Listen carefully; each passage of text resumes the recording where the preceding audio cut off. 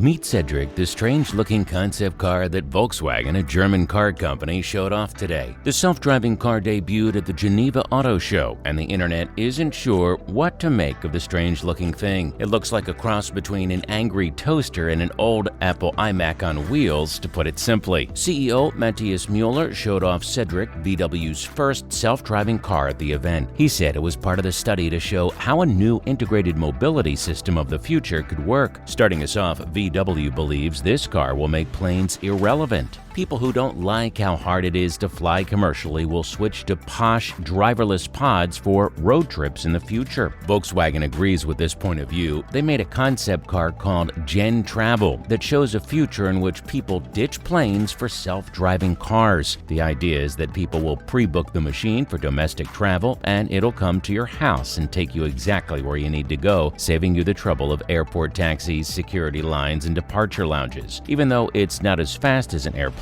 it might be a more convenient way to get around. Customers would be able to order the car with the layout they want, such as a desk for business meetings, lounges for families, or fold-flat beds for overnight trips. Volkswagen says it gives a realistic outlook for the mobility of the next decade, a sustainable mobility-as-a-service alternative to short-haul flights. It predicts that carbon-conscious travelers will rather ride in an electric car than a jet airliner. MyClimate.org and the EV councils have found that an airliner produces about 360 kilograms of carbon dioxide to move two people 800 kilometers from Sydney to Melbourne. This is compared to about 730 kilograms for a regular gasoline sedan and 180 kilograms for an electric car. The company says its working concept car shows what will be possible with new technology in the near future. It says door-to-door travel at a new level, no pollution, and no stress. Volkswagen isn't the first company to have an idea for a self-driving pod. This isn't the first time it's tried to talk about the idea. Several car companies have shown similar machines in the past, but there hasn't been much talk about self-driving cars lately. Elon Musk, one of the founders of Tesla, said in 2019 that people will need to be able to fall asleep and wake up at their destination towards the end of next year. This has not happened yet. This could change as technology improves and people become more concerned about the carbon footprint after the coronavirus pandemic. People may be put off by the idea of breathing the same air as hundreds of others in a small space. Despite Cedric's seemingly irritable countenance, VW says it will serve as a friend and companion for your family. This seems to be part of a growing trend among car companies to make the family car more like a pet. Toyota showed off its concept iCar at CES earlier this year. It has a built-in artificial intelligence system called UI. The concept I had something that looked like a face, just like Cedric. Thanks to digitally controlled headlights, both cars can wink, which is great news for anyone who thinks we need more cars that act like cheesy uncles. The inside is different from every other car on the road today. It looks less like a transit van and more like a cocktail lounge from the 1970s. There are hints of other concept cars in Cedric, like the Garden of Succulents on the dashboard, which is like Rinspeed's Oasis, and the suicide doors, which are like the Chrysler Portal and make it easy to get in and out of the car. The yellow interior reminds me of the ID Buzz, which was VW's other big concept car this year. Volkswagen says that this fancy button, which changes colors and vibrates when Cedric arrives, can be used to call him. This is supposed to help people who have trouble seeing, which is one of the best things about fully autonomous cars. The company says the button is the link between the user and Cedric. Cedric was conceived, designed, developed, and built by two different groups within VW, one in Potsdam and the other in Wolfsburg. Cedric's design and technology will be used in VW's production-ready cars in the coming years. So Cedric is less of a finished car and more of a list of ideas that the company can choose from when making new cars in the future. That's not all. Volkswagen is adding a fourth car to its futuristic ID lineup of concepts. The ID Vision is a long, low sedan that doesn't have a steering wheel or pedals. It's meant to show how the company is thinking about a future where we all get into fully electric cars that drive themselves and do all the work for us. It's also part of VW's parent company, Volkswagen Group, plans to put electric motors in all its cars by 2030. VW plans to sell 20 electric cars by itself by 2025. The aggressive push, worth about $40 billion,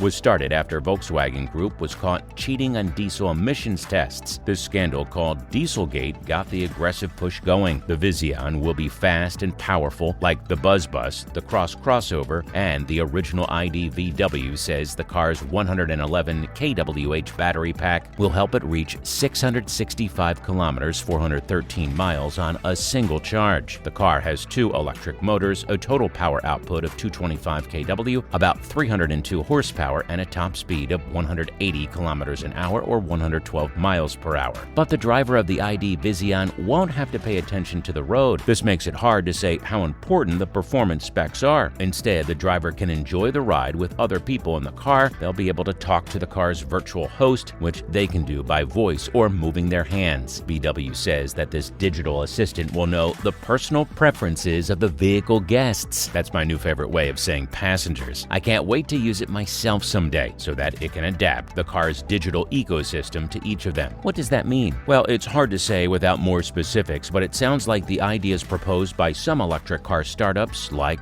what Byton showed off at this year's Consumer Electronics Show. Like that car, the ID Vision sounds like it could let each vehicle guest, there it is, zone out to their preferred entertainment, all while having the car dial in the perfect seat position, climate controls, and other preferences. Now is a good time to talk about how strangely low the tension is in the auto industry right now when it comes to making fully self-driving cars. Some of the wildest ideas from a few years ago, including turning the inside of a car into a workplace or making it easy for everyone to face each other and talk. Certainly, we still see much of that in many of the ideas we see today. We have also seen a lot of fully self-driving concepts that look like regular cars but don't have pedals or a steering wheel, like the fully self-driving Chevy Bolt from GM. This could be a choice to keep things the same so that people are more likely to accept self-driving cars, or it could be a way to save money. Either way, it seems like we're in full throw all the spaghetti at the wall mode when it comes to imagining what a fully self-driving car should look like. Finally, as a bonus, Tesla is selling another at-home charger that works with other EVs. Tesla has launched a new J1772 wall charger that can be installed in homes and used with other brands of electric vehicles via Electrek. The charger can add up to 44 miles of range per hour, has a 24-foot cable, and can share power to get the most out of the electricity so you can charge more than one car at once. Tesla owners can also use this new charger, but it will require the bundled adapter with their vehicles. Still, this is a good compromise for homes with more than one type of electric vehicle. Otherwise, Tesla owners would be better off spending $400 on Tesla's original wall connector, which comes with Tesla's plug. The new J1772 wall connector can be bought on the Tesla website for $550. Even though Tesla cars in North America will use a proprietary charger, this isn't the first time that Tesla has made an at-home charger for other EVs. Last year, the company released its first J1772 charger, also known as a Type 1 connector, with a lower price tag of $415. But the product didn't last long. Tesla has also started to let EVs that aren't made by Tesla use its supercharger network, but still a long way from having a more unified way to charge EVs. Well, unfortunately, guys, that is all the time we had for today. For more amazing car content, like and subscribe to the channel, and we'll see you next time. Cheers!